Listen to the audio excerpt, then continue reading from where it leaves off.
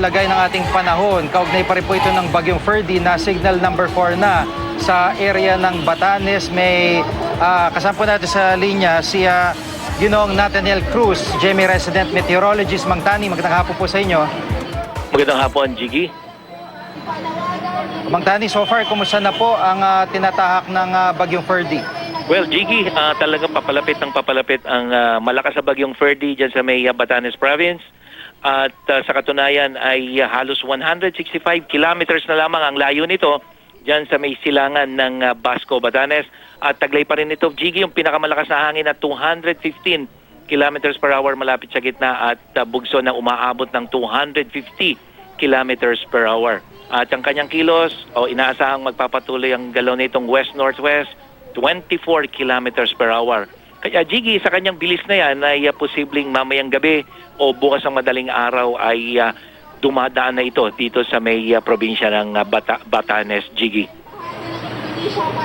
Apo, Mang Tani, malapad-lapad yung sakop nitong bagyong ito. So, maliban no dito sa area ng Batanes, yung parting Cagayan po, yung mga ibang isla din, ano ba nakikita nyong talagang masasagasaan ng bagyong yan?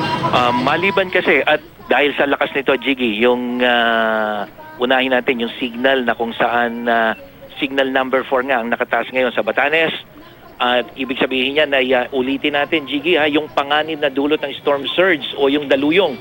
Kasi yan yung nangyari sa Yolanda na kung saan hindi pamilyar ng ating mga kapuso. Kaya yung storm surge sa posibleng hanggang 3 metro ang taas ay dapat maging IAM ready yung ating mga kapuso dyan. Kasama na siyempre yung malakas na o yung napakasungit na panahon, napakalakas na hangin. At signal number 3 naman, dyan sa may Babuyan Group of Islands, ganun din. Ang storm surge o yung daluyong ay posible sa mga lugar na yan. Signal number 2 naman sa Ilocos Norte, Apayao at Northern Cagayan. At malakas na hangin din o masungit na panahon ang inaasahan dyan. Gayon din yung posibilidad ng daluyong. At sa signal number 1 naman sa nalabing bahagi ng Cagayan, Northern Isabela o Kalinga, Abra at Northern Ilocos Sur. So yung mga nabanggit nating lugar na yan, Jiggy, sa tanong mo, hindi lamang Batanes ang nanganganib sa daladalang hangin at ulan nitong bagyo, kung hindi hanggang sa ilang bahagi ng Northern Luzon ay maapektuhan ng hangin. Pero pagdating sa ulan, Jiggy, halos buong Northern Luzon, ibig sabihin yan yung Ilocos Region, Cordillera at ilang bahagi ng Cagayan Valley ay makakaranas ng mga pag-ulan, dulot o dala ng sirkulasyon nitong bagyong Ferdy, Jiggy.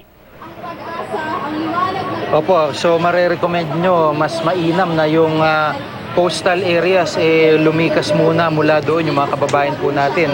Mang Tani, tama po? Yes, Jiggy. Yan ang natin na kung saan yung mga kababayan, mga kapuso natin kapag sila ay sinabihan ng mga local official na kailangan na nilang lumikas, huwag na silang magatubili, sumunod sila doon po sa ipag-uutos ng kanilang mga local official dahil ito yung mga nakakaalam kung gaano kaligtas sila pagdating sa panganib na dulot nitong storm surge. At kumisan kasi, Jiggy, maliban kasi nga doon sa malakas na hangin at ulan, maaaring akalain ng ating mga kapuso, lalo na sa mga coastal area, ligtas sila. Pero maging mapagmasid sila at yun nga, kung kinakailangan at sinabihan na silang lumikas, dapat lumikas na sila doon sa mga lugar na mas mataas at ligtas sa epekto ng daluyong, Jiggy.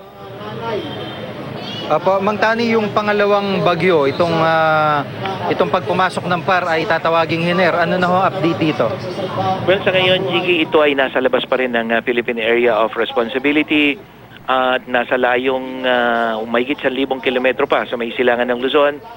At unti-unti ito ay halos lumalakas pa rin ito, kaya posibleng ito ay isang ganap ng typhoon bago pumasok ng Philippine Area of Responsibility bukas. Ang magiging papel nito, Jiggy, dahil inaasahan doon sa forecast track, hindi ito tatama ng kalupaan sa ngayon, yung pagpapalakas ng hanging habagat sa mga susunod na araw, Jiggy.